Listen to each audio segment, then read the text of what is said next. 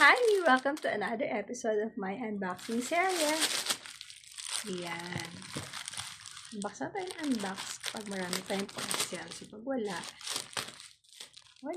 Diba?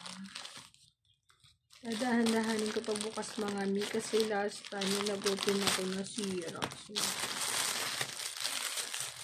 ay, ito na palang in-order ko mga bedsheet. Ang cute!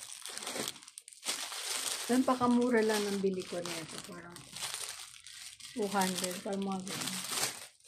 So, let's see.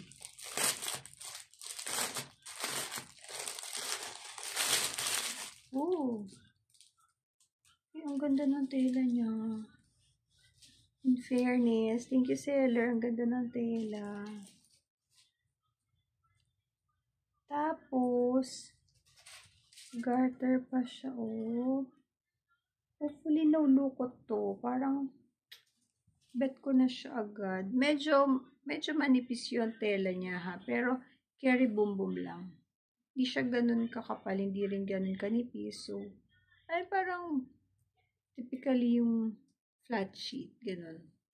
Ganun yung feeling niya. Pero maganda yung tela niya, malambot. So, yan. Ito yung napili kong design. Teddy bear na may pa-heart. Diba? Parang teenager lang.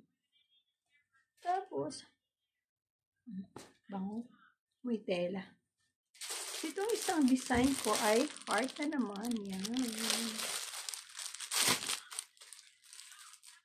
So, ito tayo natin sa bukas. Dahil yan nakasisilo na siya gabi na.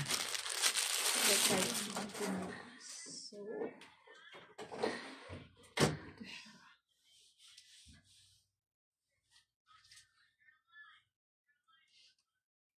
Head garter siya. Mga niya yan. Full garter siya. So, yan mga miha. Bumili na din kayo. Nandyan na yung link. Get yours na. Napakamura lang ito. Sulit. So, yan lang.